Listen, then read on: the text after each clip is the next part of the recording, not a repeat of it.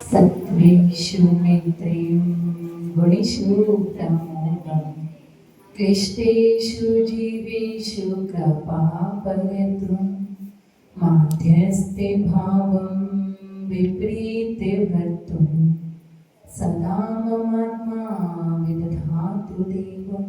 जय अनंतानंद सिद्ध परमेश्वरी भगवान की देवादिदेव मुल्लाय शुकुंतनाथ भगवान की परम पूज्याचार्य मृतगति गुरुदेव की परम पूज्य दिव्य तपस्याचार्य सिद्ध सागर जी गुरुदेव की परम पूज्य हरिका स्नेह कटी माता जी की हरिका संघ की जिनवाणी माता की श्रीमद जैन धर्म की माता जी के चरणों में वंदना भी करते हुए तीनों साधुओं के चरणों में इच्छा भी करते हुए आगे के शब्दों को आपके समक्ष रखती हूँ। मुझे ऐसा लग रहा है मैं पहली बार प्रवचन कर रही हूँ। सच में बहुत गैप आ गया, 10 दिन परिवेशन में चले गए उसके पहले, तो सच में अभी पहली बार जैसा डर लग रहा है मुझे। तो अपन क्या पढ़ रहे थे? सामायिक पाठ। किसने लिखा? अमित गति गुरुदेव ने। कौन से नंबर के श्लोक पर हैं? क्या लास्ट पढ़ा था? 23 नंबर। अरे वाह,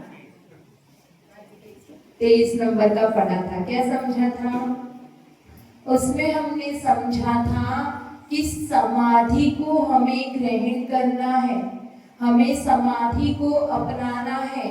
तो जो साधक होता है उसको आचार्य अमित गति गुरुदेव ने संबोधन दिया था कि हे साधक, तेरे समाधि के साधन ना ये आसन है, ना ये पत्थर की शिला है, ना ये लकड़ी का पाटा है, न लोक पूजा है, ना साधुओं का सम्मेलन है।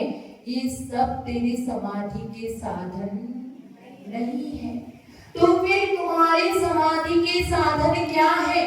तो बताया था कि वो स्वयं की आत्मा है। तो यहाँ पर आचार्य अमित गति गुरुदेव ने बताया कि ये नहीं है, ये नहीं है। अब आगे के श्लोक में भी वो यही बताने का प्रयास कर रहे हैं कि समाधि के साधन क्या है और क्या नहीं है। तो उसी को पढ़ते हैं।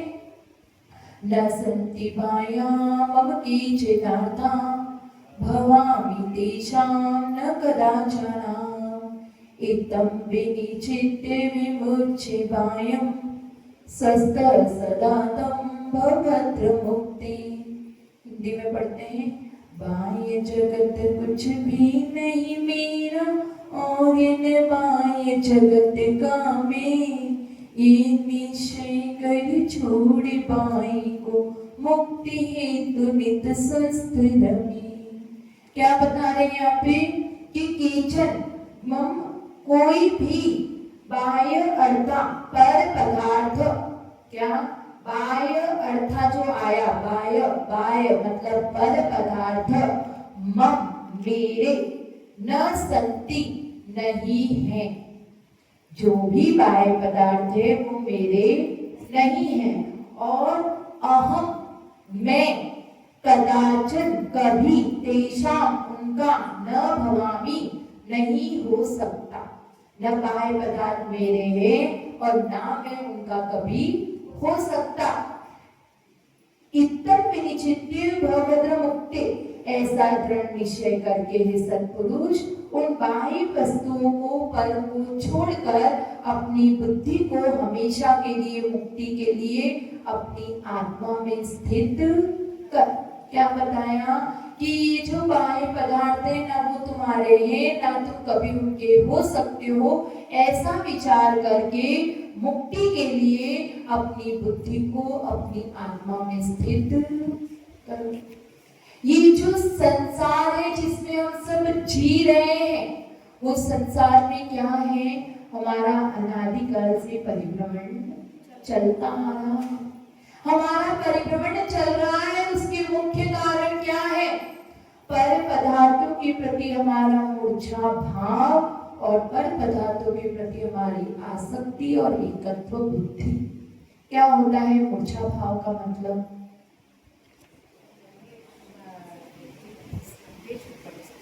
हाँ, मूर्छितपना। और मूर्छा का मतलब होता है मूर्छा परिग्रह, ममत्व भाव, उनके प्रति जो राग का भाव है, ये मेरा है, मेरी है, इस तरह का जो भाव होता है उसे कहते हैं मूर्छा। तो जो पर पदार्थों के प्रति हमारा मूर्छा का भाव है, जो आसक्ति है कि हमारा पेट भर गया है लेकिन फिर भी और खाने की इच्छा होती है, खा नहीं सकते लेकिन इच्छा तो है। तो वो जो आसक्ति है, जो बुद्धि है, उस प्रकार की बुद्धि के कारण, मूर्छा के कारण हमारा इस संसार में परिभ्रमण चल रहा है। तो इसीलिए प्राणी सब कुछ जानता है, समझता भी है, लेकिन फिर भी परमात्मा के पद पर आगे नहीं बढ़ पाता। क्यों नहीं बढ़ पाता? आचार्य देव कहते हैं कि जिंदगी का कोई भरोसा नहीं है, जिंदगी का कोई भी भरोसा नहीं है कि कब तुम्हारा अंतिम समय आ जाए, कब तुम इस दिन इस संसार को छोड़कर चले जाओगे। अगर तुम संसार को नहीं छोड़ोगे तो ये संसार तुम्हें छोड़ देगा। दो प्रकार के व्यक्ति होते हैं, एक वो होते हैं जो संसार को खुद छोड़ देते हैं, और एक वो होते हैं जिन्हें संसार छोड़ देता है।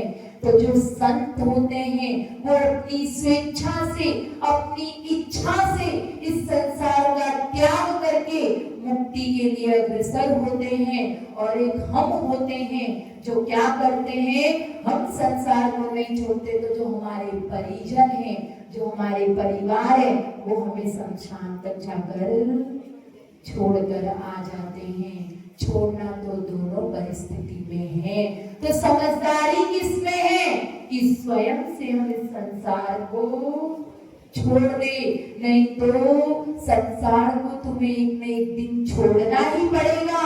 और इस घर को नहीं, ये जो घर की चेतन और अचेतन वस्तुएं हैं उन्हें भी, और साथ में उन्हें तो छोड़ना ही है, लेकिन ये जो शरीर है वो भी साथ में जाने वाला नहीं है। तो आचार्य विद्यार्थी गुरुदेव इस श्लोक के माध्यम से यही बता रहे हैं, जो बाहर की वस्तु है, जो पर की वस्तु है, उन सबको छोड़ दो और अपनी निज आत्मा में तुम क्या करो, रमण करो। वही तुम्हारी समाधि का साधन है। कहते हैं इस धरा पर सब धरा रह जाएगा, हाथ मुट्ठी बांध कर आया था, हाथ पसारे जाएगा। जो भी इस धरा का है, जो इस संसार का है, कोई भी एक तिनका मात्र भी लेकर नहीं जा सका। जो भरत और बाहुबली, भरत चक्रवर्ती 6 खंड के अधिपति बन गए। अब जब वो नगर को लौटे तो देखा कि नगर के बाहर चक्र रुक गया, अब वो भीतर जा नहीं रहा है। तो उसके मंत्री से सलाह की तो पता चला कि बाहुबली अभी तक जो भाई है वो अभी तक नतमस्तक नहीं हुए, उन्होंने अभी तक शरण को ग्रहण नहीं किया है, इसलिए चक्र अंदर प्रवेश नहीं कर सकता।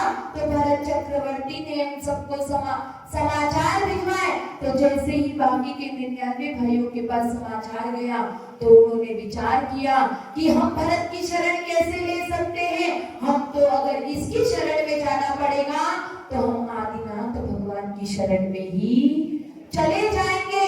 और वो सारे के सारे भाई उनकी शरण में जाकर दीक्षा को ग्रहण कर लेते हैं। लेकिन जो एक बाहुबली होते हैं वो क्या करते हैं, वो युद्ध के लिए सज्ज हो जाते हैं और दोनों भाइयों के बीच में युद्ध होता है।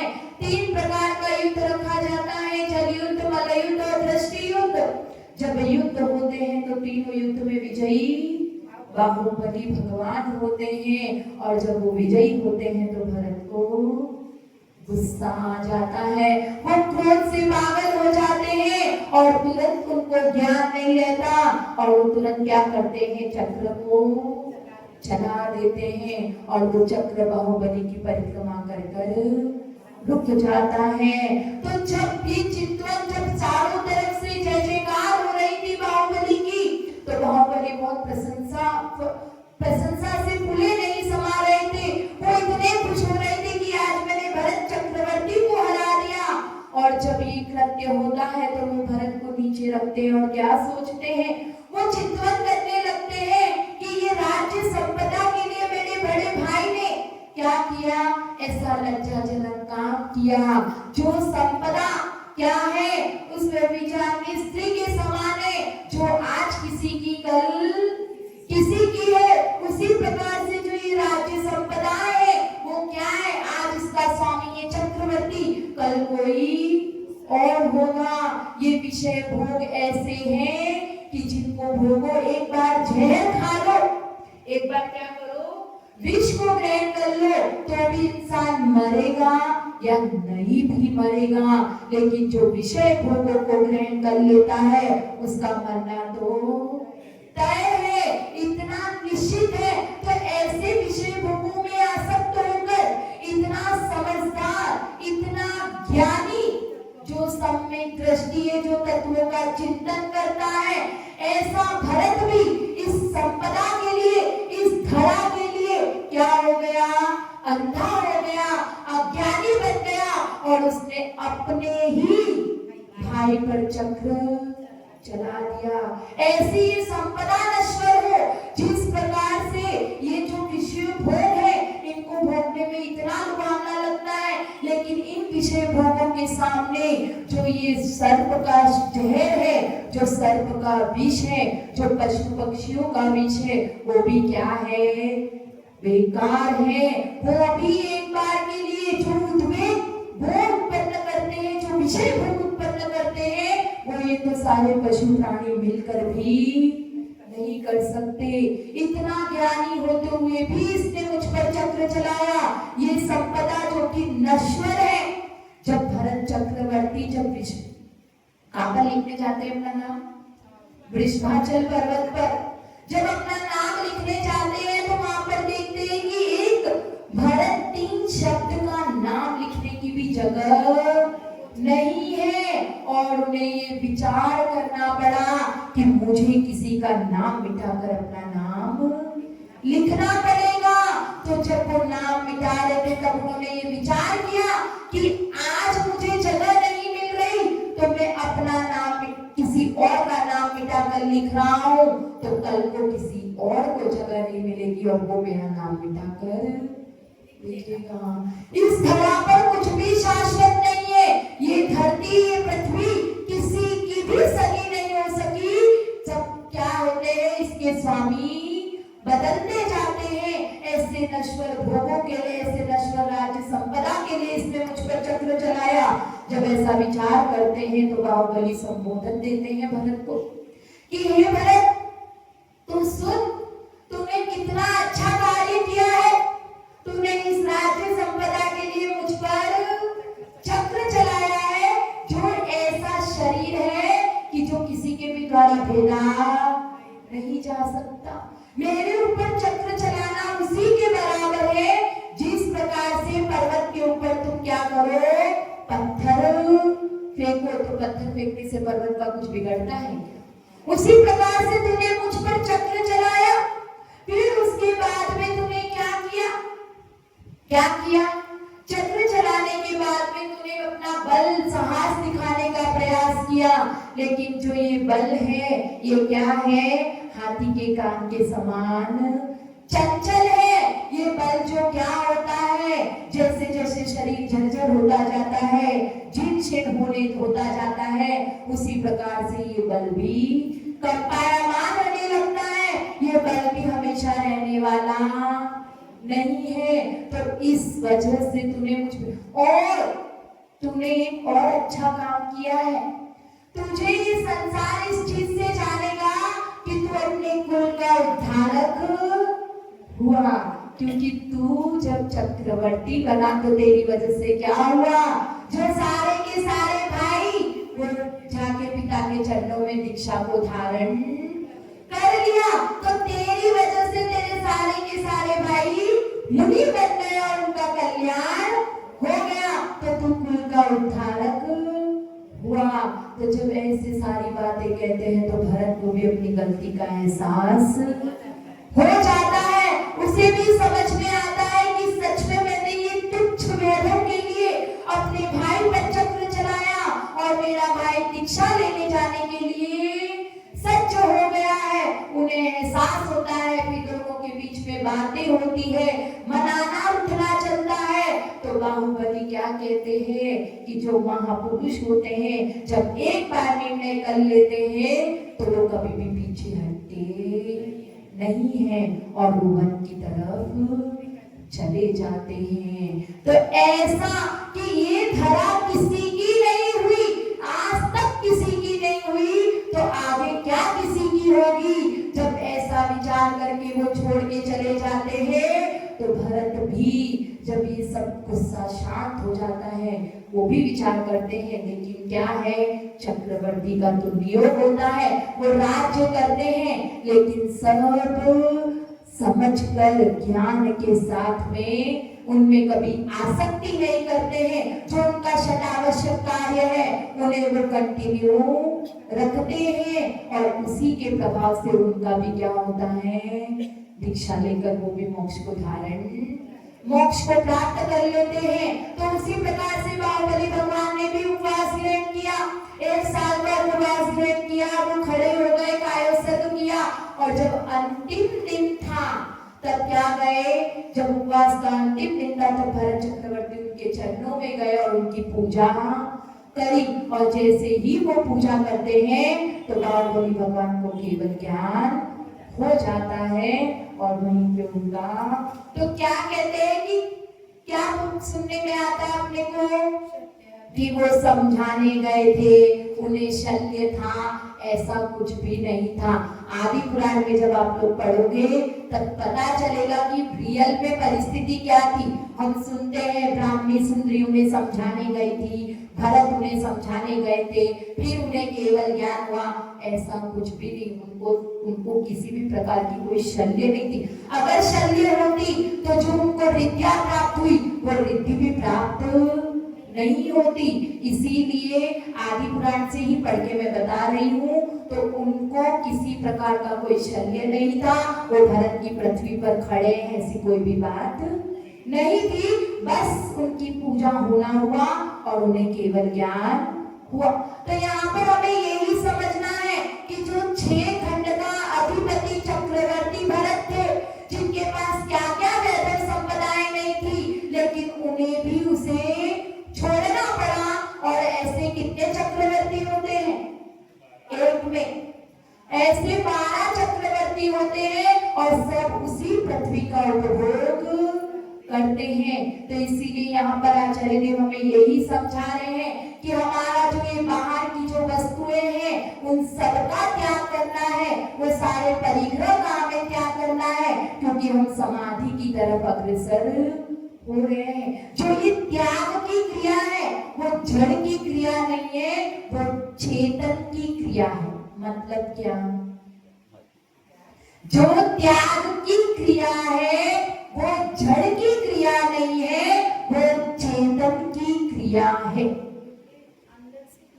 जो त्याग अपन क्या करते हैं, इस शरीर से त्याग करते चले जाते हैं, तो सिर्फ शरीर से त्याग करना त्याग नहीं है, जो अंतर आत्मा से, जो चेतन आत्मा से त्याग किया जाता है उसका नाम यहाँ पर ले रहे हैं। क्योंकि वस्तु को हमने हमारे से त्याग कर दिया कि चलो ये सोना, ये ज्वेलरी है, मैं इसको त्याग करता हूँ, लेकिन उसके प्रति जो हमारा ममत्व भाव है, जो राग का भाव है, उसे भी हमें यहाँ पर त्याग करने के लिए कहा जा रहा है। क्योंकि जो मुनिराज होते हैं, जो साधु होते हैं, जो आरिका माता जी होती है, तो वो सब कुछ तो छोड़ चुके हैं, सारा त्याग कर चुके हैं ना। तो यहाँ पे स्पेशल कहने की क्या जरूरत है कि समाधि में उनका भी त्याग करो। यहाँ पर बात की जा रही है ममत्व भाव की, राग परिणाम की, क्योंकि लगाव हो सकता है, बाहर से भले छोड़ दो, जो अच्छी अच्छी चीज है ना अपने घर में नहीं है, लेकिन फिर भी उसको पाने की इच्छा तो हमारी रहती है। तो उस भाव का त्याग करने की बात यहाँ पर आचार्य परमेश्वरी ने कहा। एक छोटी कहानी के माध्यम से खत्म करूंगी। एक जोड़ी था, बहुत पैसे वाला था, बहुत धनवान था, लेकिन क्या हुआ, जो उसका क्या हो गया, मरण हो गया, उसकी मृत्यु हो गई। अब उसकी मृत्यु हो गई तो जो धन संपदा थी, जो उसकी पत्नी और पप्पू बेटा था। तो वो क्या था थे, तो जब मरण हो गया तो वो लोग ने उस चीज को यूज किया, उस धन संपदा को यूज किया। लेकिन क्या होता है, जब तक अपनी कमाई नहीं होती है तो जो स्टॉक में पड़ा रहता है वो धीरे धीरे खत्म होने लगता है। तो उसी प्रकार से उनका भी सब कुछ खत्म होता चला गया, खत्म होने हो गया। तो जो पत्नी थी, जो उस पप्पू की माँ थी, उसने कहा कि जा बेटा चाचा के पास जा, ये जो मेरा हार है इसे बेचा तो कुछ पैसे आ जाएंगे।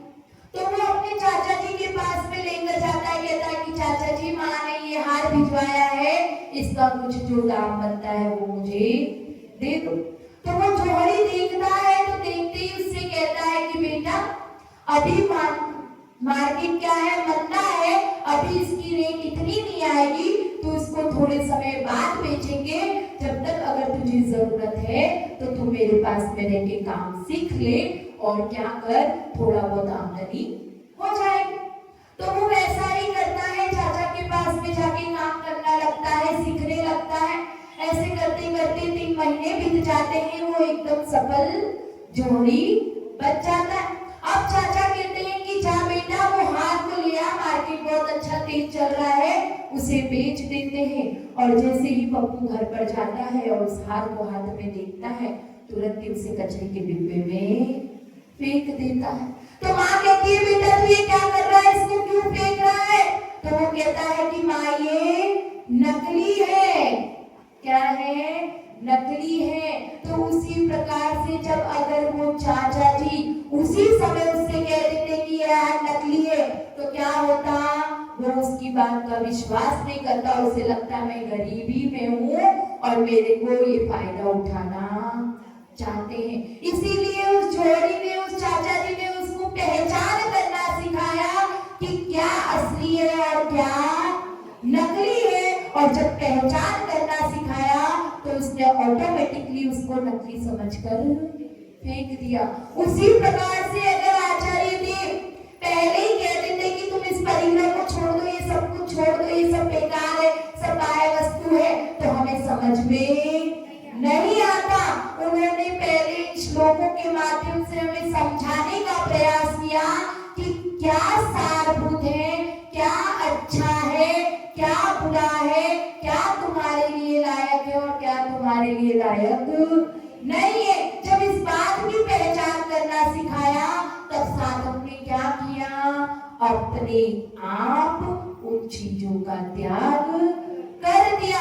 इसीलिए आचार्य देव कहते हैं ये संसार एक झूठा झमेला है, इस संसार के झमेले में मत फंसो। ये जो पर पदार्थ है वो ना तुम्हारे कभी हुए थे और ना कभी होने वाले हैं।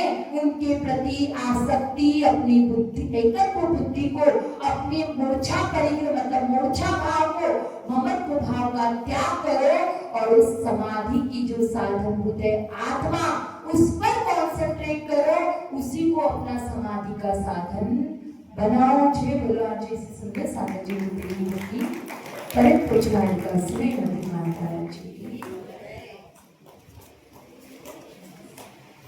जो लक्ष्य